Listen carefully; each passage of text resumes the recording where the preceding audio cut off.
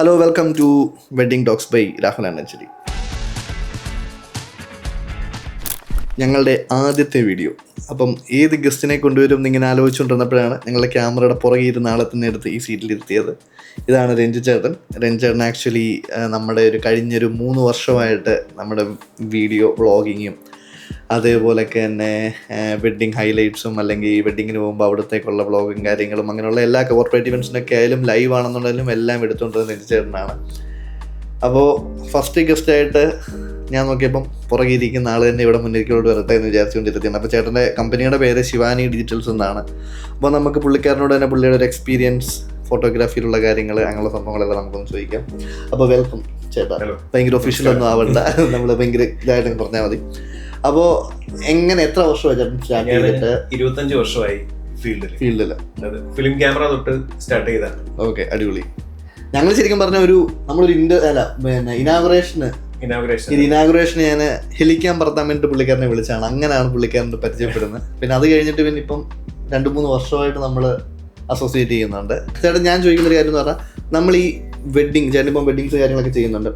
അപ്പം ഇതിനകത്ത് ഈ വെഡ്ഡിങ് ക്ലയൻസിന്റെ സൈഡിൽ നിന്ന് ഇപ്പം ബ്രൈഡ്സിനോടായാലും പുതിയതായിട്ട് വരുന്ന അല്ലെങ്കിൽ കല്യാണം പ്ലാൻ ചെയ്യുന്ന ആൾക്കാരോട് അവർ ഫോട്ടോഗ്രാഫേഴ്സിനെ പറ്റി തിരക്കുന്നുണ്ട്, നല്ല ഫോട്ടോഗ്രാഫിക്കാരാണ്, ഇതൊക്കെ തിരക്കും. അവരോട് പറയാനുള്ള ഒരു ആദ്യത്തെ ടിപ്പ് എന്താ? ആദ്യത്തെ ടിപ്പ് എന്ന് പറഞ്ഞാൽ, ഫസ്റ്റ് ഓഫ് ഓൾ അവർക്ക് ടൈമും ഈ ലൊക്കേഷൻസും കൊടുക്കുക എന്നുള്ളതാണ് ഫസ്റ്റ് ടിപ്പ്. കാരണം ഇപ്പം അവരെ ക്ലയന്റ് ചിലപ്പം ഫോട്ടോഗ്രാഫറെ ബുക്ക് ചെയ്യുന്നത് ഒരു 1 മന്ത് അല്ലെങ്കിൽ 2 വീക്സ് മുമ്പൊക്കെ ആയിരിക്കും ബുക്ക് ചെയ്യുന്നത്. അപ്പം പ്രോപ്പറായിട്ട് അവർക്കൊരു അഡ്രസ്സും കാര്യങ്ങളും കൊടുക്കും. മിക്കവർക്കും രാവിലെ വന്നിട്ട് ഈ വീട് തപ്പലാണ് മിക്ക ഫോട്ടോഗ്രാഫേഴ്സിന്റെയും മെയിൻ പ്രശ്നം. ഞങ്ങളൊക്കെ വീട് വരെ മാറിപ്പോയി ഭക്ഷണം കഴിച്ചിട്ട് തിരിച്ചിറങ്ങി വരേണ്ട അവസ്ഥ വന്നിട്ടുണ്ട്. കാരണം കൂടുതൽ ഡീറ്റെയിൽസ് അവര് കൊടുക്കത്തില്ല. പിന്നെ അന്നത്തെ ദിവസം എന്ന് പറഞ്ഞാൽ രാവിലെ ക്ലയന്റിനെ വിളിച്ചാൽ കിട്ടണമെന്നില്ല. അവര് പല തിരക്കിലായിരിക്കും, പല പല പരിപാടിയിലായിരിക്കും. അന്നേരം നമ്മൾ വിളിച്ചിട്ട് വീട് എവിടെയാണ്, ലൊക്കേഷൻ എവിടെ ഒന്നും ചോദിക്കാൻ പറ്റത്തില്ല. അപ്പൊ ഈ കമ്മ്യൂണിക്കേറ്റ് ചെയ്യുന്നവർ ആദ്യം തന്നെ അവർക്ക് ഒരു നിയറസ്റ്റ് ലാൻഡ്മാർക്കും കറക്റ്റ് ആയിട്ടുള്ള അഡ്രസ്സും ഒരു അൾട്ടർനേറ്റ് കോൺടാക്ട് നമ്പറും കൊടുക്കുക എന്നുള്ളതാണ് ഫസ്റ്റ് ഓഫ് ഓൾ ചെയ്യേണ്ട കാര്യം. അതാണ് മെയിൻ കാര്യം. കാരണം ഇതുപോലെ ഒത്തിരി സംഭവങ്ങൾ സംഭവിച്ചിട്ടുണ്ട്. പിന്നെ ഈ ടൈമിങ്സ് എല്ലാം അവർക്കൊരു ഫസ്റ്റ് ഓഫ് ഓൾ ഒരു ധാരണ കൊടുക്കും. വീട്ടിൽ നിന്ന് ഇറങ്ങുന്ന സമയം, അതായത് മുഹൂർത്തം കറക്റ്റ് സമയം കൊടുക്കണം. അത് കഴിഞ്ഞ് എത്ര നേരം ക്ലയന്റും, അത് ശരിക്കും പറഞ്ഞാൽ ഇപ്പൊ കൂടുതൽ ഇവന്റ് കമ്പനീസ് ഒക്കെ ആണെന്നുണ്ടെങ്കിൽ അവരായിരിക്കും അവര് ടൈമിംഗ് എല്ലാം ചാർട്ട് ചെയ്ത് ഒരു അല്ലാത്ത ചില സ്ഥലങ്ങളുണ്ട്. ഈ നായർ വെഡിങ് ഒക്കെ ആണെങ്കിൽ 3 സാരി ചേഞ്ച് ഉണ്ട്. ഇപ്പൊ മുഹൂർത്തം ഒരു 12 മണി ആകുമ്പോൾ കഴിഞ്ഞെന്ന് പറഞ്ഞാൽ ചിലപ്പോൾ അവർക്ക് 1 മണിക്കായിരിക്കും തിരിച്ചിറങ്ങേണ്ടത്. അതിനിടയ്ക്ക് ഈ 3 സാരി ചേഞ്ചും അതിന്റെ ഇടയ്ക്ക് ഗ്രൂപ്പ് ഫോട്ടോസ് ഉണ്ട്. ഇതിലെല്ലാം കൂടെ വരുമ്പോഴത്തേക്ക് ആൾക്കാർ വന്ന് ഫോട്ടോഗ്രാഫേഴ്സിന്റെയും വീഡിയോഗ്രാഫേഴ്സിന്റെയും മേളിലോട്ടാണ് കയറുന്നത്. കാരണം നമുക്കൊന്നും ചെയ്യാൻ പറ്റാതെ ഈ മെയിൻ ഗ്രൂപ്പ്സ് എടുക്കാതിരിക്കാൻ പറ്റത്തില്ല, ഫാമിലി മെമ്പേഴ്സിനെ വെച്ച് പടം എടുക്കാതിരിക്കാൻ പറ്റത്തില്ല. പക്ഷെ അതിനിടയ്ക്ക് കുറെ ആൾക്കാർ വന്നിട്ട് അവർക്ക് ഭയങ്കരമായിട്ട് പ്രശ്നങ്ങളുണ്ടാകും. നമുക്ക് അതിനകത്തൊന്നും ചെയ്യാൻ പറ്റത്തില്ല. അതിപ്പം ഇങ്ങനെയുള്ള സമയമൊക്കെ വരുമ്പോഴത്തേക്ക് ഈവന്റുകാരും ഒക്കെ ആയിട്ട് കോർഡിനേറ്റ് ചെയ്ത് നല്ല ഈവന്റ്സ് ഒക്കെ ഇപ്പൊ നമ്മുടെ തന്നെ കോർഡിനേറ്റ് ചെയ്യുന്ന ആൾക്കാരാണെങ്കിൽ, ഇപ്പൊ രാഹുലൊക്കെ ആണെങ്കിൽ പോലും ആ ടൈം ഷെഡ്യൂൾ ചെയ്ത് ഇപ്പം ഇങ്ങനെ ഒരു വെഡിങ് നമ്മുടെ വെന്യൂ ഇവന്റ്സ് ചെയ്യുന്നെങ്കിൽ ഇപ്പൊ 1 o'clock ഇറങ്ങുന്നുണ്ടെങ്കിൽ അവര് കല്യാണം കഴിഞ്ഞൊരു 10 മിനിറ്റ് കഴിയുമ്പോഴത്തേക്ക് അവർ ഫുഡിനുള്ള ക്രമീകരണം ചെയ്യും. ഡ്രസ്സ് മാറാനായിട്ട് ഞാൻ കണ്ടിട്ടുണ്ട് പല സ്ഥലങ്ങളിലും മുന്നോട്ട് നിർത്തി. ഞാൻ പറഞ്ഞു പറയിപ്പിക്കുന്നല്ല, ഞാൻ കാണുന്ന തന്നെയാണ്. മുൻനിർത്തി പോയി. കാരണം നമ്മൾ ഈ ടോക്സ് ഒന്നും ഡിസ്കസ് ചെയ്തിട്ടുണ്ട്, അല്ലാതെ പറയുന്നത്. അങ്ങനെ നിർത്തി പോയി കോർഡിനേറ്റ് ചെയ്തോ സ്റ്റോപ്പ് ചെയ്തോ ആൾക്കാരെ വെച്ച് സ്റ്റോപ്പ് ചെയ്യും. ഞാൻ കണ്ടിട്ടുണ്ട് ഗ്രൂപ്പ് ആ സെക്ഷനെ വെച്ച് സ്റ്റോപ്പ് ചെയ്യും. പക്ഷെ ഇങ്ങനെ ഒരു കോർഡിനേഷൻ ഇല്ലാത്ത സ്ഥലങ്ങളിലാണ് ഇതെല്ലാം നമ്മുടെ തലയിൽ വരുന്ന ഉത്തരവാദിത്വം. നമുക്കൊന്നും ചെയ്യാൻ പറ്റത്തില്ല. അപ്പം ഒരു നല്ല ഇവന്റ് മാനേജ്മെന്റ് ഉണ്ടെങ്കിൽ അതെല്ലാം ടൈമെല്ലാം കോർഡിനേറ്റ് ചെയ്ത് അവരെ ഇറക്കി വിടാനും ഒക്കെ പറ്റും. അപ്പൊ അങ്ങനെ പറ്റാത്ത ഒരുപാട് സാഹചര്യങ്ങൾ വന്നിട്ടുണ്ട്. മനസ്സിലായി. ഇപ്പം ഈ പലരും പറയുന്ന ഒരു കാര്യമാണ്, നമ്മളിപ്പം ഒരു ബുക്ക് ചെയ്യാനായിട്ട് വരുമ്പം ഇന്ന ഫോട്ടോഗ്രാഫേഴ്സിനെ വിളിച്ചു കഴിഞ്ഞപ്പോൾ അവർക്ക് ഇത്ര രൂപയാണ്, ഇവർക്ക് ഇത്ര ലക്ഷം രൂപയാണ്, ഇവർക്ക് ഇത്രയേ ഉള്ളൂ. അപ്പം അങ്ങനെയൊക്കെയുള്ള പല കൺസെപ്റ്റ്സ്, എന്തുകൊണ്ടാണ് അവർക്ക് കുറവ്, എന്തുകൊണ്ടാണ് അവർക്ക് കൂടുതൽ, ഇതൊരു കൊള്ളയല്ലേ ഇടിക്കുന്നത്, അങ്ങനെ പലരും എന്നോട് ചോദിച്ചിട്ടുണ്ട്. അപ്പം അങ്ങനെയൊക്കെയുള്ള സംഭവത്തെ പറ്റി എന്തായിരുന്നു പറയാനുള്ളത്? ഇപ്പം നമ്മൾ ഫോട്ടോഗ്രാഫേഴ്സ് എന്ന് പറഞ്ഞു കഴിഞ്ഞാൽ അവർക്ക് ഡെയിലിയാണ് പേയ്മെന്റ്സ് വാങ്ങിക്കുന്നത്. അപ്പൊ അത് ഒരു നോർമലി ഒരു 6,000 7,000 തൊട്ട് 25,000 വരെ വാങ്ങിക്കുന്ന ആൾക്കാരുണ്ട്. അപ്പൊ അവരത് യൂസ് ചെയ്യുന്ന എക്യൂപ്മെന്റ്സ്, യൂസ് ചെയ്യുന്ന ലെൻസുകൾ, അതൊക്കെ അനുസരിച്ചാണെങ്കിൽ അവരതിന്റെ ചാർജുകൾ ചെയ്യുന്നത്. ഇപ്പം ക്ലയന്റിന്റെ ഒരു ബഡ്ജറ്റ് ഇപ്പോൾ ഒരു 40,000 റേഞ്ച് ഒക്കെ ആണെങ്കിൽ അവർക്ക് ഒത്തിരി ഹൈ എൻഡ് ഫോട്ടോഗ്രാഫറെയും ഒന്നും അഫോർഡ് ചെയ്യാൻ പറ്റത്തില്ല. കാരണം ഇതെല്ലാം കൂടെ ചെയ്താലും അതിനകത്ത് അവരുടെ ഒരു എക്സ്പെൻസ് മീറ്റ് ചെയ്ത് പോകത്തുള്ളൂ. അല്ലാതെ അതിനകത്ത് ഒരു നോർമൽ വർക്ക് എടുത്താൽ ഒരു സ്റ്റുഡിയോക്കാരനോ അല്ലെങ്കിൽ ഒരു ഇവന്റുകാരനോ അതിനകത്ത് വലിയ കിട്ടപ്പോരൊന്നുമില്ല.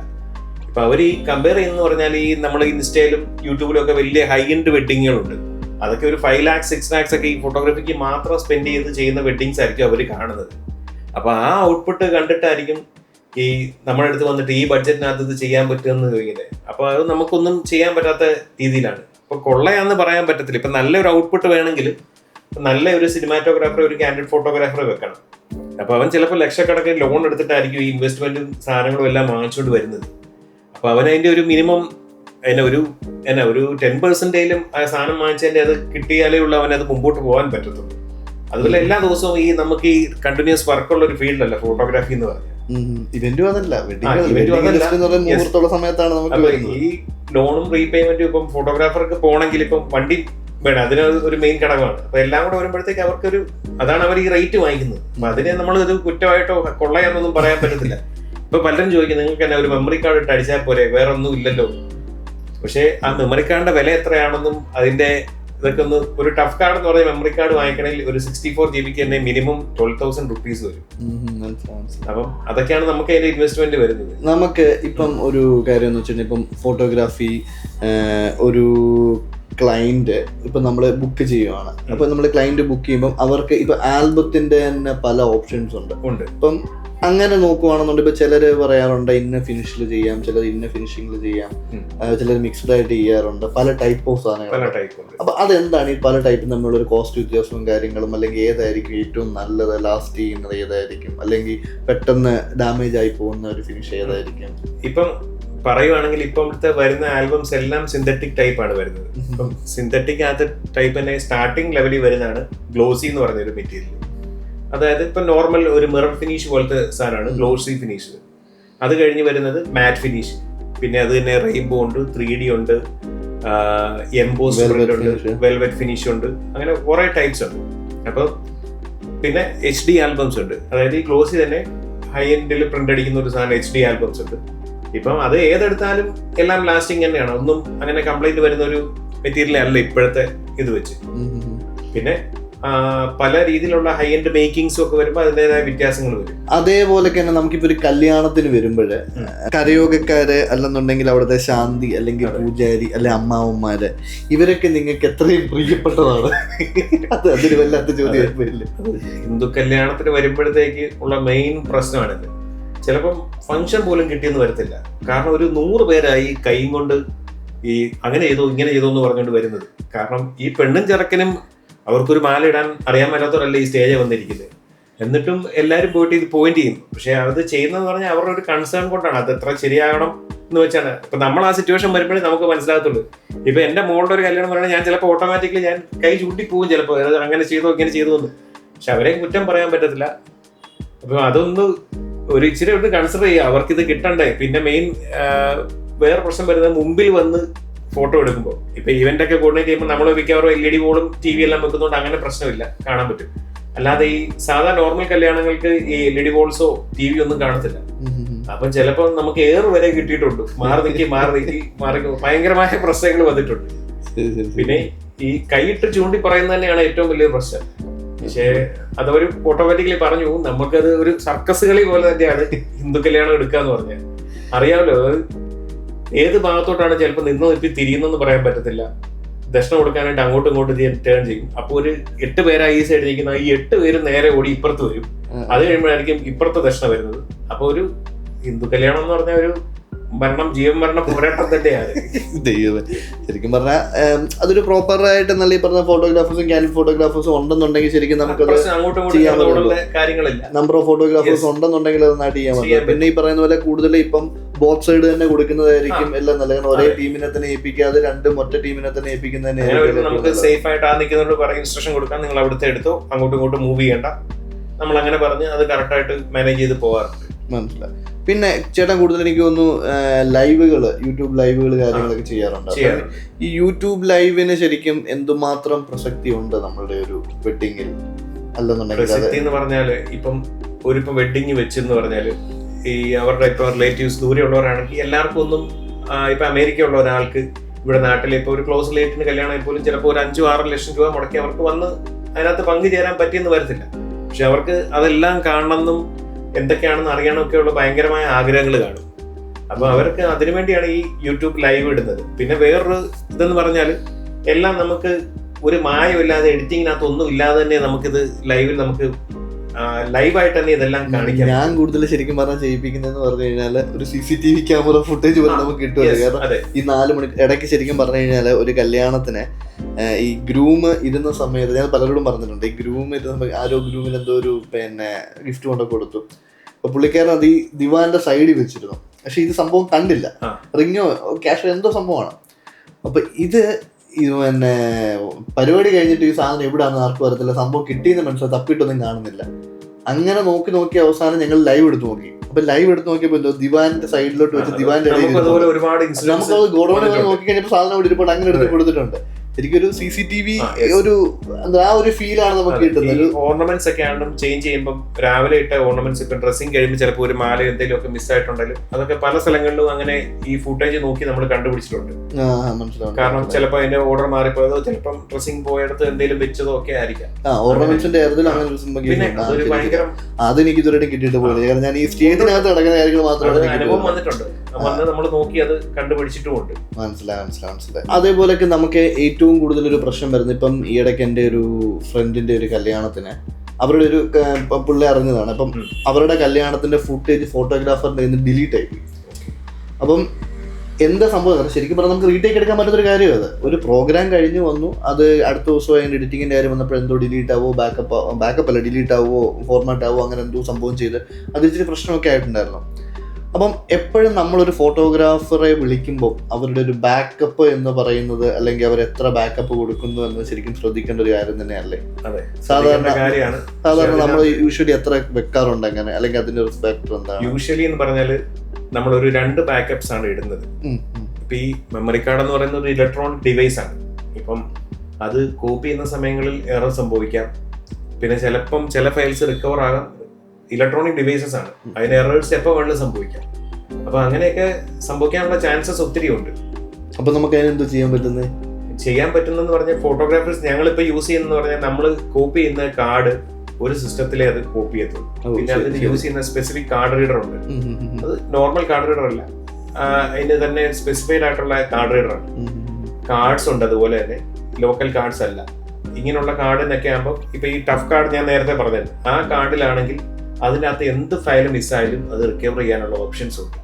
പക്ഷെ ആ ഹൈ എൻഡ് കാർഡിൽ മാത്രമേ ഉള്ളൂ അങ്ങനെ ഒരു ഓപ്ഷൻ. പിന്നെ വേറെ ഹൈ എൻഡ് പ്രൊവൈഡ് ചെയ്യുന്ന കാർഡിൽ കമ്പനിക്കാരുണ്ട്. അവരും പറയും അവരുടെ കാർഡിൽ നിന്ന് എന്തെങ്കിലും എറർ വന്നാൽ അവർ കമ്പനിയിൽ നിന്ന് തന്നെ റിക്കവർ ചെയ്ത് തരും. അപ്പൊ നമ്മൾ ക്വാളിറ്റി ഉള്ള സാധനങ്ങൾ യൂസ് ചെയ്താൽ നമുക്ക് ഇങ്ങനെയുള്ള കാര്യങ്ങൾ പേടിക്കേണ്ട കാര്യമില്ല.